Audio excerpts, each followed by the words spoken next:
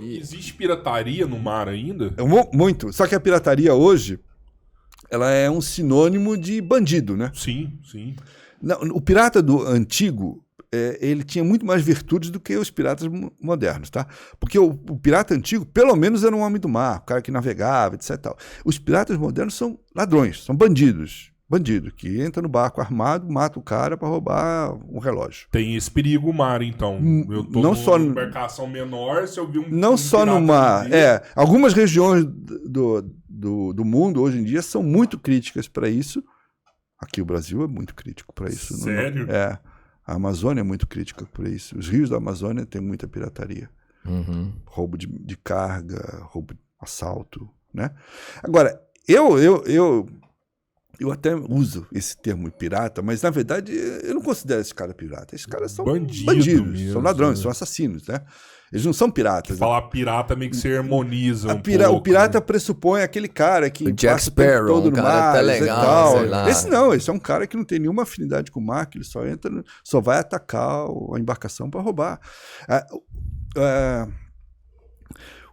O 1900 e... me falha a data agora.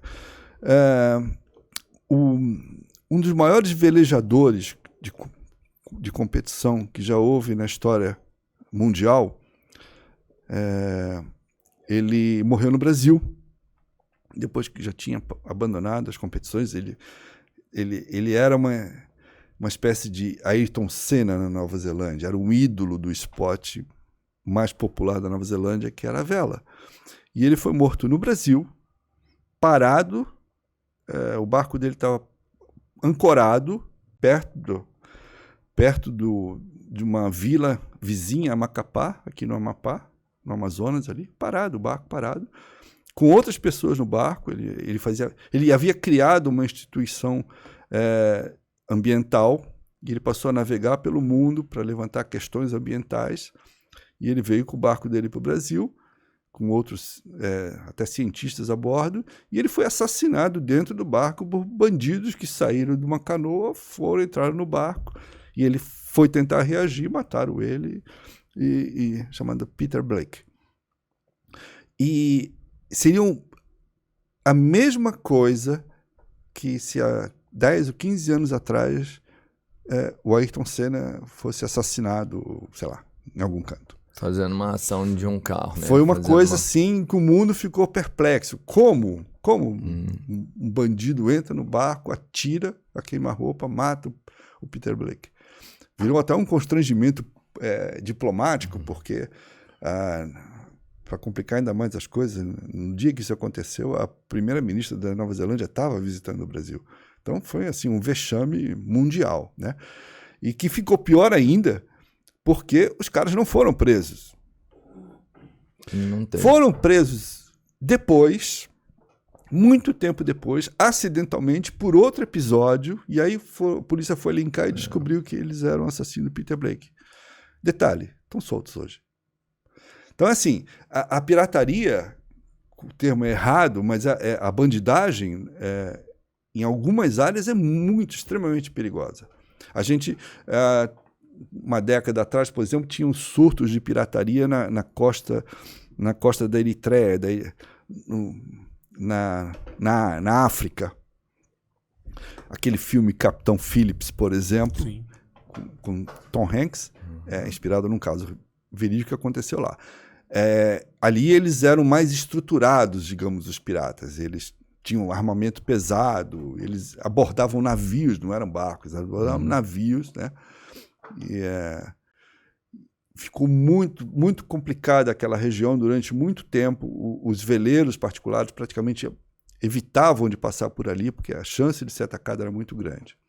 Hoje deu uma arrefecida, mas ainda existe o risco lá, naquela região do Mar Vermelho. Agora, em algumas áreas aqui, norte do Brasil, costa da Venezuela, continuam sendo áreas, Filipinas, continuam sendo áreas muito perigosas de você navegar, por conta dos bandidos.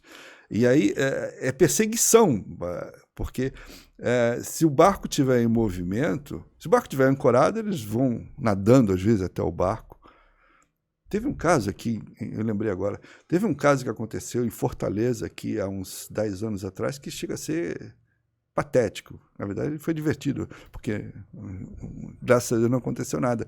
Mas tinha um grande barco, um grande veleiro, catamarã, que estava indo do Brasil para o Caribe. Um barco brasileiro, eu até conheci o barco.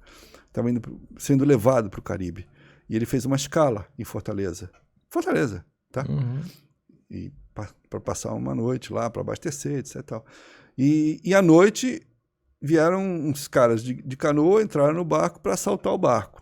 Renderam quem estava no barco e para roubar coisa do barco. Computador, relógio, celular, não sei o quê.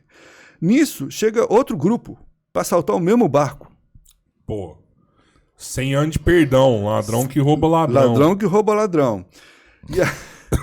Cara, mas que movimento, hein?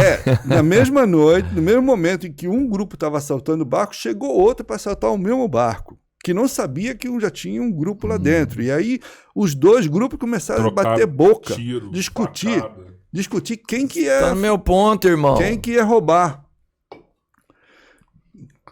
Inclusive, o grupo que chegou depois se deu melhor, porque roubou, inclusive, o que os outros já tinham pego e foi embora. Já tinha pegou a mala pronta. E, por fim, os outros foram embora. Também ninguém foi preso, tá? Caraca. Mas, então, assim... É muito dinheiro, né? O equipamento caro. Um barco chama atenção, né? Um veleiro chegando numa comunidade... O duro também que, ao mesmo tempo que é muito dinheiro, não é fácil. E, às vezes, acontece a perseguição no mar. Perseguição no mar é uma coisa meio assustadora, porque é uma fuga em câmera lenta, né? Porque os veleiros não são embarcações muito rápidas, né? E as lanchas e os barcos de pesca também não. Então acontece muitas vezes o pessoal está fazendo uma travessia e começa a ver se aproximar um barco, né? Tenta fazer contato, não consegue, muda de rumo, ele muda de rumo também, então começa a ser uma perseguição aflitiva, meio em câmera lenta, né? Porque a probabilidade daquele não ser um barco de pesca e sim bandidos que vão assaltar é grande, Cara, e não dá vamos pensar, para policiar isso, porque você não tem uma estrada ali, né? Você anda cada um num caminho, você não tem uma rota exata, né? Olha aqui, é esse caminho que vai passar, é aqui nesse horário, você não tem horário, você não tem uma rota. Você sempre colhe informações do pessoal da região, né? Olha, evita tal área, né? Ou então vai em comboio, pega mais 2 ou 3 barcos para ir junto, porque aí diminui a probabilidade de você ser vítima do bandido, né? Absurdo, cara, absurdo. Pô, daqui um dia o pessoal começa... Eu ia curtir ver um bar. Pô, amigo, tô te vendo aqui. Pois agora tem que ser diferente, né? Aí você olha pro barco, você olha o barco, tá cheio daqueles canhão, com aquelas boquinhas viradas pro seu lado, assim, igual as naves pirata mesmo. Porque, cara, no mar não tem câmera de segurança, como eu falei, não tem monitoramento, tá? Não tem testemunha também. Sim. Entendeu? Então é um ambiente muito... É uma barbárie, é um ambiente muito propício para crime, o mar. Porque ele não tem nada desses recursos que a gente tem aqui, né? E quando você está falando do mar aberto, que é o mar fora do limite de cada país, aí literalmente não é uma terra de ninguém, mas é uma água de ninguém. Porque o mar internacional, que é a grande imensidão, maioria imensa dos oceanos, são águas que não pertencem a nenhum país. Né? Os oceanos. Só tem uma margem ali, né? Você tem uma você faixa, sai do continente, é uma faixa. Você tem a faixa das 12 milhas, depois você tem a faixa que vai até 200 milhas, mas aí já é uma faixa só de exploração comercial. Né? Sim, não pertence ao país a 12 milhas. É. Né? 12 milhas você está dentro do Brasil, por exemplo. Isso acontece. Saiu disso, você está fora do Brasil. E quando você está fora, inclusive, da área comercial das 200 milhas, aí você está numa área que não pertence a nenhum país. Não é legislado por nenhum país, não é monitorado por nenhum país, tá? Está em águas internacionais. Você tem órgãos internacionais que hoje em dia julgam casos assim, né? Tribunais, né? Órgãos ligados à ONU, por exemplo, mas o fato é que é terra de ninguém. Faz uma terra sem lei. É terra sem lei. Então, imagina a seguinte situação. Você quer cometer um crime, você quer matar ele, né? Aí você fala, vamos fazer uma viagem de barco. Você põe no barco e vai embora. Quando chega fora do limite de onde você está, você empurra ele na água e vai embora, e deixa ele lá, ele vai morrer, né? Quem vai investigar isso? Né? Aí tem as regras vigentes. Por exemplo, no caso, como é uma área que não pertence a ninguém, o barco da onde o país pertence vai cuidar disso. Então, se o seu barco for registrado no Brasil, vai ser o Brasil que vai cuidar disso. Mas o ambiente em si é muito propício para o crime. Porque nesse caso do barco que você joga um cara, é uma situação. Agora, quando o seu barco está numa área dessa internacional, que ninguém está cuidando dessa área, e ele é assaltado, vamos pensar, né, sequestrado, pô, o seu país vai até ter uma sensibilidade de tentar entender, mas ele vai buscar isso em que outro lugar? Você entende? Assim, não tem como investigar, quem praticou o crime não é de nenhum outro lugar, pelo menos você não sabe de onde é. Ele não está em nenhum outro território. É impossível você mapear isso.